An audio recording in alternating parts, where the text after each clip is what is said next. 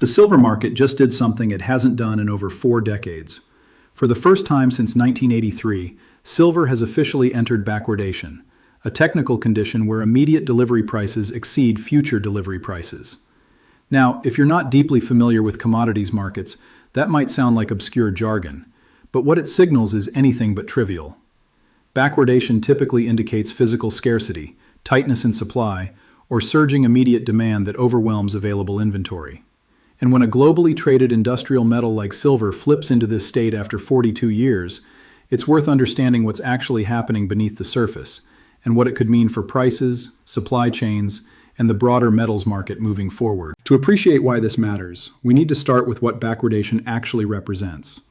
In normal market conditions, commodities trade in what's called contango, where futures contracts for delivery months or years out are priced higher than spot prices for immediate delivery. This makes intuitive sense because there are storage costs, insurance, financing, and the time value of money involved in holding physical commodities. Contango is the default state for most commodity markets most of the time.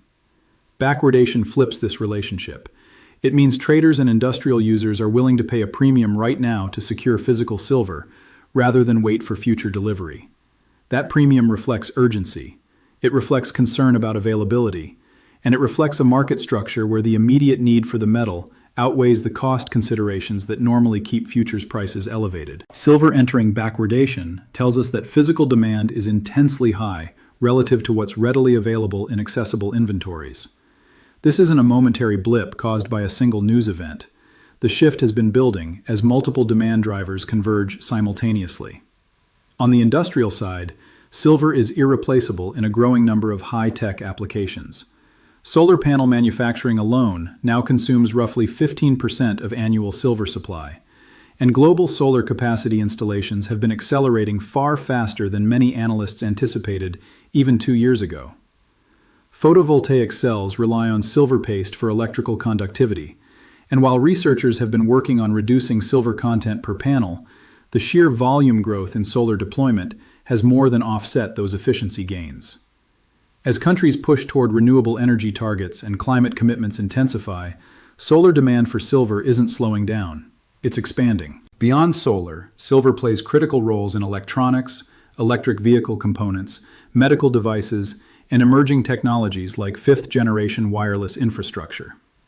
The metal's unique properties, particularly its unmatched electrical and thermal conductivity, make it indispensable in applications where performance cannot be compromised. This industrial demand is structural and growing, not cyclical or discretionary. At the same time, investment demand for silver has been resurging. Exchange-traded funds backed by physical silver have seen sustained inflows. Retail purchasing of coins and bars has remained elevated, particularly in regions where currency concerns or inflation fears persist. Central banks in some emerging economies have also been diversifying reserves beyond gold, adding silver as a monetary metal hedge. When you layer investment demand on top of already tight industrial consumption, the available supply gets squeezed from multiple directions. Now, supply is the other half of this equation, and this is where the backwardation signal becomes even more significant. Silver production doesn't respond quickly to price increases the way some commodities can. Most silver, roughly 70%, comes as a byproduct of mining other metals like copper, lead, and zinc. That means silver output is largely driven by the economics and production schedules of those primary metals, not silver prices alone. Even when silver prices rise substantially, you can't simply open a new silver mine overnight. Primary silver mines exist, but they represent a minority of global supply, and bringing new capacity online takes years of exploration, permitting, capital investment, and development. Existing mines are also facing rising costs due to energy prices, labor, and declining ore grades in mature deposits. Some producers have reported challenges maintaining output levels even at current elevated prices. Recycling provides additional supply, but it's also limited. Silver is consumed in many industrial applications in such small quantities per unit that recovery isn't always economically viable. Unlike gold, where jewelry and bullion can be efficiently recycled, much of the silver used in electronics and manufacturing gets dispersed and lost. While some silver is recovered from e-waste and industrial scrap, recycling rates haven't kept pace with demand growth. This creates a structural deficit where annual consumption exceeds newly mined supply plus recycling. For several consecutive years now, the silver market has been in deficit, meaning inventories have been drawing down to meet demand. Those drawdowns are reflected in declining warehouse stocks at major exchanges and tightening availability in physical markets. The backwardation condition we're seeing is essentially the market's way of pricing in this scarcity. Traders who need physical silver for industrial production or delivery obligations are bidding up spot prices because they can't afford disruptions in their supply chains. Futures prices haven't risen as aggressively because there's an assumption, or at least a hope, that supply will eventually catch up or demand will moderate. But that assumption is increasingly being tested. If the backwardation persists or deepens, it suggests the market doesn't believe relief is coming quickly, and that has implications. For investors and market participants, persistent backwardation in silver could signal the beginning of a repricing cycle.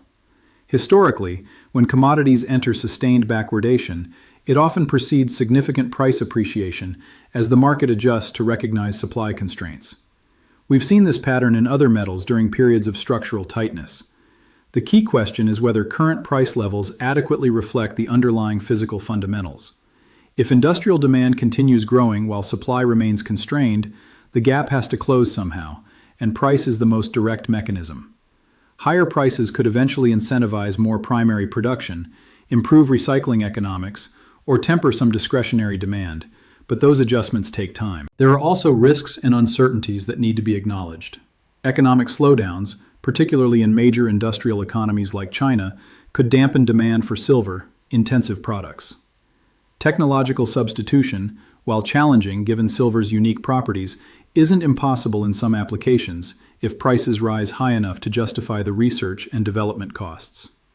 Geopolitical developments, trade policies, or shifts in renewable energy subsidies could alter demand trajectories. And on the supply side, unexpected production increases or discoveries could ease tightness faster than anticipated. Markets are dynamic, and no single indicator, even something as significant as backwardation, guarantees a particular outcome. What makes this moment particularly interesting is the convergence of trends. We're not looking at a single isolated factor driving silver's market structure. We're seeing simultaneous pressure from green energy transitions, technological advancement, monetary concerns, and supply chain realities all intersecting. That confluence creates a more complex and potentially more durable shift than if only one variable were at play. The energy transition alone represents a multi-decade demand driver that's only in its early stages. Electric vehicles, grid infrastructure, and renewable generation all require substantial quantities of silver. As these sectors scale, silver consumption is likely to continue climbing, even if other demand sources stabilize. The investment community is also starting to pay closer attention. Silver has historically traded in gold's shadow, often viewed as the more volatile, less prestigious cousin of the precious metals complex. But silver's dual nature as both an industrial metal and a monetary asset gives it unique characteristics. When industrial demand is strong and investment demand activates simultaneously, silver can experience price movements that are more dramatic than gold's. The current backwardation is drawing attention from traders and analysts who recognize that such conditions don't occur often and usually precede significant market developments. Increased attention can become self-reinforcing as more capital flows into the space, further tightening physical markets. For those tracking the silver market, several indicators are worth monitoring going forward. Exchange inventories, particularly at the COMEX and London vaults, provide real-time insight into physical availability. Declining inventories may be a provenly destroy that help in his language project. Declining inventories particularly reinforce the scarcity narrative, while unexpected builds might suggest demand softening or supply improvements. The spread between spot and futures prices is another critical metric. If backwardation deepens, with spot prices moving further above futures, it indicates worsening physical tightness. Conversely, a return to contango would signal easing conditions. Industrial production data, especially from solar manufacturers and electronics producers, offers clues about consumption trends.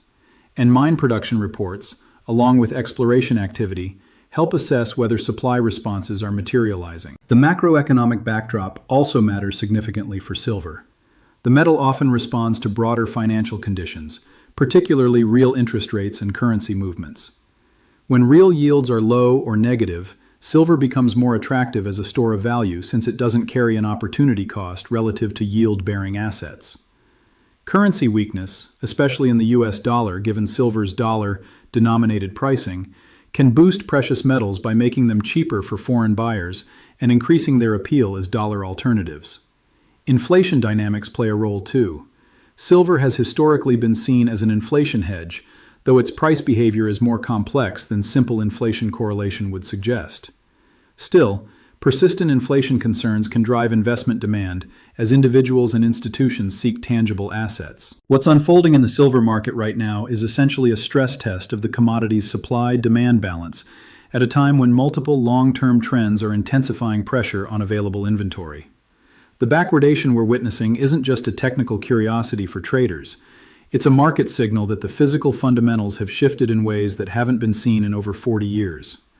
Whether this leads to sustained higher prices, structural changes in how silver is sourced and allocated, or eventual supply responses that rebalance the market remains to be seen. But the fact that the shift is happening at all, after decades of contango, tells us that something meaningful has changed in the underlying dynamics of this market. The next several quarters will be crucial in determining whether this is the start of a prolonged tight market or a temporary dislocation that resolves as supply and demand adjust. Industrial demand trajectories, especially in solar and electrification, will be key variables to watch. Supply responses from miners, recyclers, and potentially strategic reserves will also matter.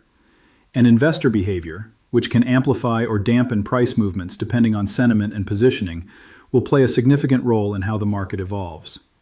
For anyone interested in commodities, monetary metals, or the intersection of industrial demand and investment flows, silver's current market structure offers a compelling case study in how fundamental shifts can manifest in price discovery mechanisms. The silver market has entered uncharted territory for this generation of traders and analysts.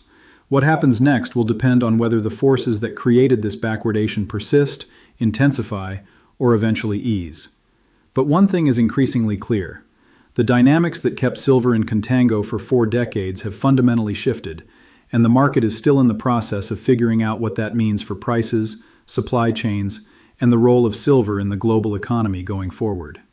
This is a development worth following closely, because the implications extend well beyond the metal itself into broader themes of resource scarcity, technological transition, and how markets adapt when long-standing equilibriums break down.